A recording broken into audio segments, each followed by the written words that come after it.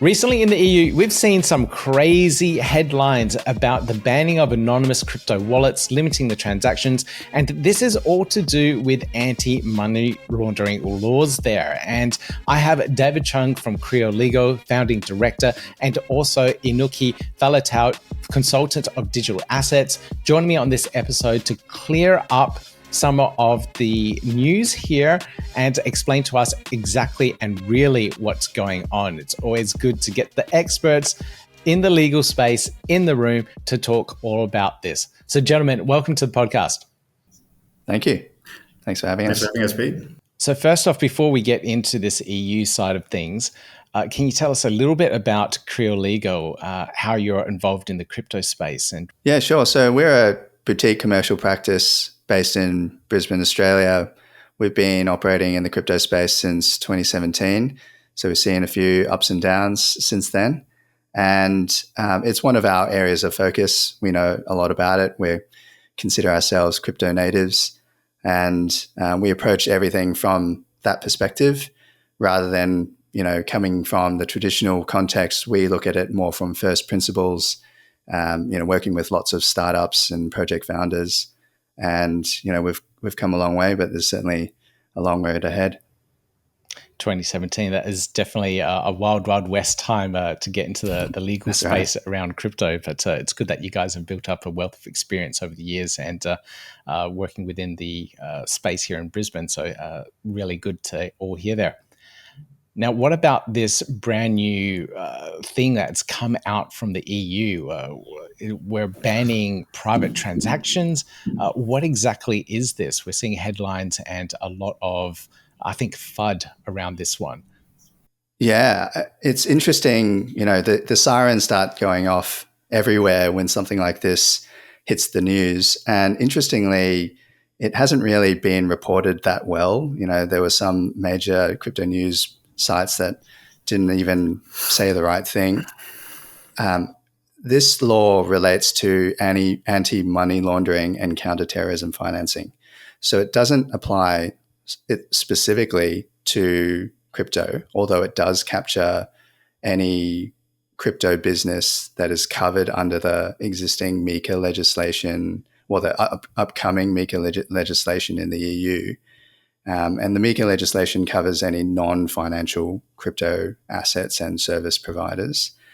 So this legislation relates to money laundering, and it is intended to implement what's called the travel rule by the Financial Action Task Force, which is an intergovernmental organization instituted by the G7 nations.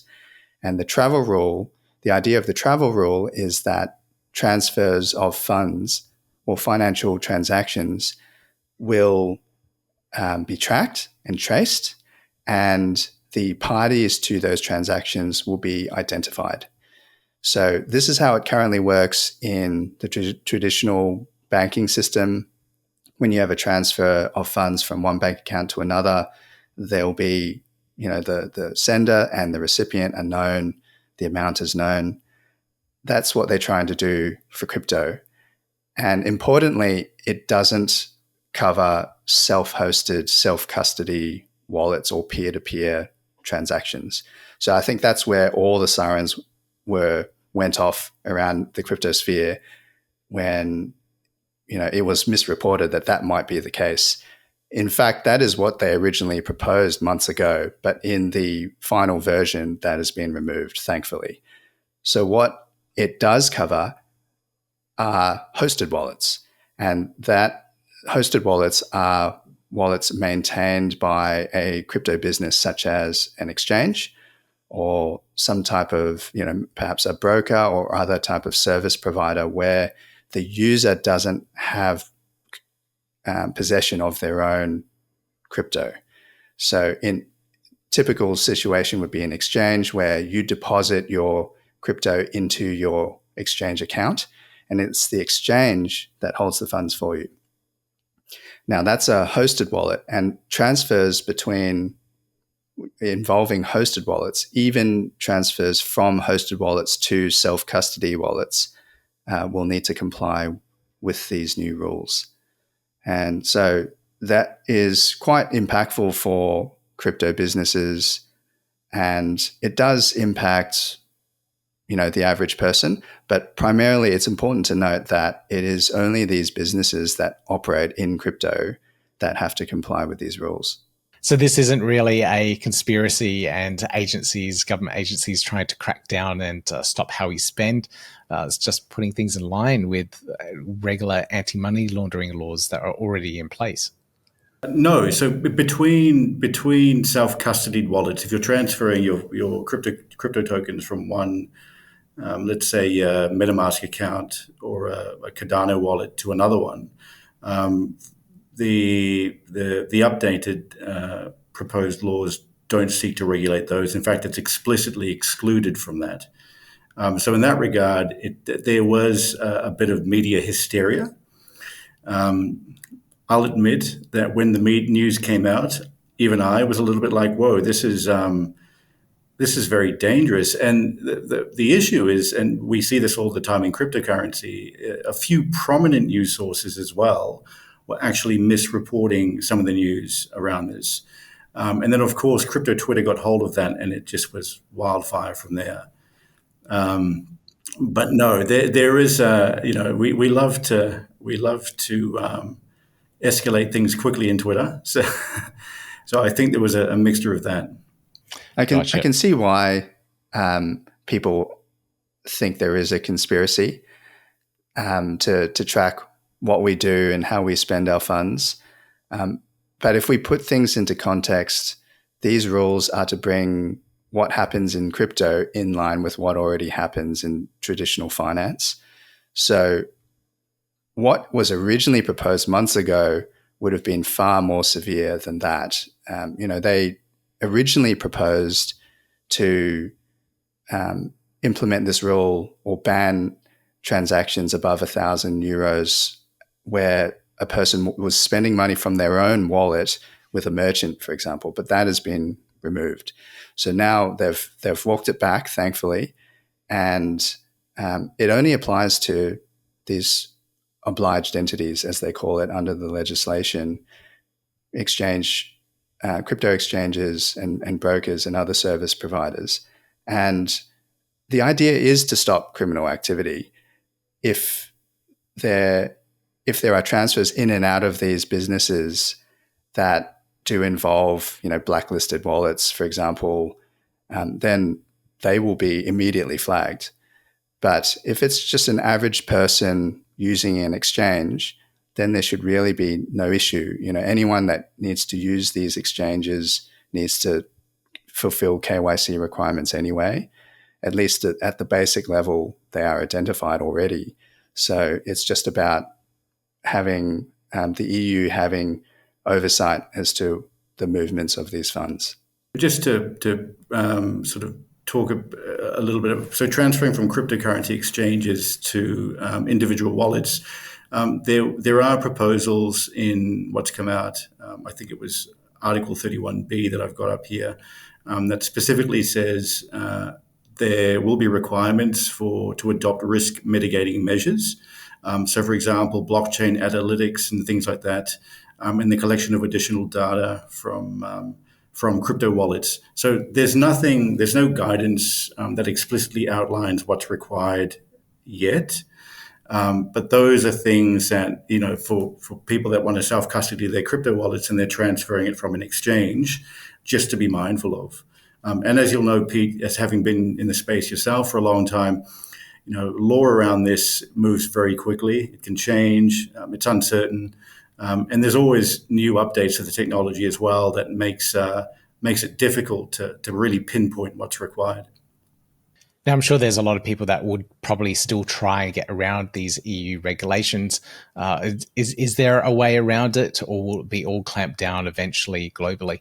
I mean, if the question is really how do we sort of get around this, because it's really a global initiative, and things like this are usually influenced by, as David mentioned earlier, the FATF, the WEF, and there's really most regulatory bodies around the world will implement very similar types of regulations and compliance mechanisms to control the movement of cryptocurrencies.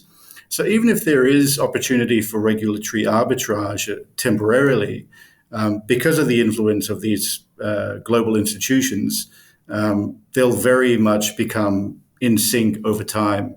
And David mentioned this in the beginning. It really is just reiterating what already exists. If we look locally here in Australia, you can't actually set up a cryptocurrency account with any of the major exchanges without going through a KYC process, predominantly to prevent things like AML and CTF,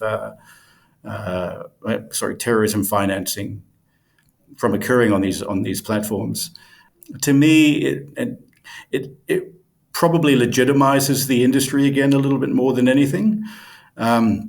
I wouldn't be too concerned on the news that has just come out for cryptocurrencies, for people in the cryptocurrency space. Okay, so overall, business as usual. Don't worry about this too much. It's just putting things in line with how the traditional TradeFi space is at the moment. So we don't need to worry too much about these brand new laws, and overall probably roll out to the rest of the world following the EU's initial movements towards this. So I think that wraps things up in a nutshell. Anything else to add to this? It's certainly something that we're keeping an eye on very closely. The European Union, they have historically gone pretty hard on these issues. There's other examples, with encryption, for example, where they tend to take a very tough stance on these things. It won't necessarily be the case that all nations will go as far as the EU, but I agree with Inoke, there will be eventually some consistency globally when it comes to especially anti-money laundering, counter-terrorism financing, KYC requirements. It will all become very standardized eventually. But in the meantime, perhaps it might discourage some projects from setting up in the EU just because of the additional red tape. There are other places that it might be easier to get launched. And so it's something we're keeping an eye on very closely. Just one thing quickly, Pete. I just wanted to say for locally here in Australia, David recently appeared in front of the Treasury, and we do have a government that's actually looking to regulate cryptocurrencies sensibly, it looks like. So we're regularly advocating for the industry. We're trying to write as many proposals to the regulation of cryptocurrencies domestically, and hopefully that, the rest of the world sort of aligns with the approach that we're adopting here if it is positive.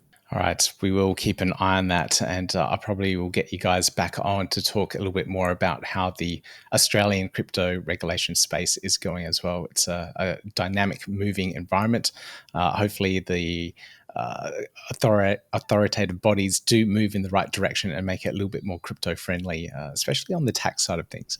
That'll be much appreciated if that's the case. But guys, David, Inoke, thank you so much for joining me on the podcast. And for anyone else listening and watching, I highly recommend you check out their YouTube channel as well. They've started just recently talking all things legal, especially here in Australia as well. So thank you guys for joining me on the podcast. Thanks, Peter. Thanks, Pete. Yeah, gotta do it like that. You've been listening to the Learn Cardano podcast.